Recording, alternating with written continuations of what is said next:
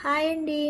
ఇది mango season కదా! ఇప్పుడు ఈ సీజన్‌లో మామిడికాయలు ఉంటాయి కాబట్టి పుల్ల మామిడికాయతో మ్యాంగో రసం చేసుకుందామండి. ముందుగా ఒక పుల్ల మామిడికాయ తీసుకొని తొక్కు తీసి క్లీన్ చేసి పీసెస్‌గా కట్ చేసి స్టవ్ మీద పెట్టి ఉడికించుకోవాలండి. ఉడికిన ముక్కలు చల్లారాక మ్యాషర్‌తో మొత్తం మెత్తగా కలిపేసి పక్కన పెట్టుకోవాలండి. ఎక్కడ పీసెస్ అనేవి ఉండకూడదు. ఇప్పుడు స్టవ్ ఆన్ చేసుకొని ఒక గిన్నె పెట్టుకొని 3 స్పూన్స్ ఆయిల్ వేసుకొని ఆయిల్ వేడయ్యాక హాఫ్ స్పూన్ ఆవాలు, జీలకర్ర, కొంచెం మినప్పప్పు, దంచి పెట్టుకున్న వెల్లుల్లి, ఎండుమిర్చి, కరివేపాకు వేసి ఫ్రై చేసుకోవాలి.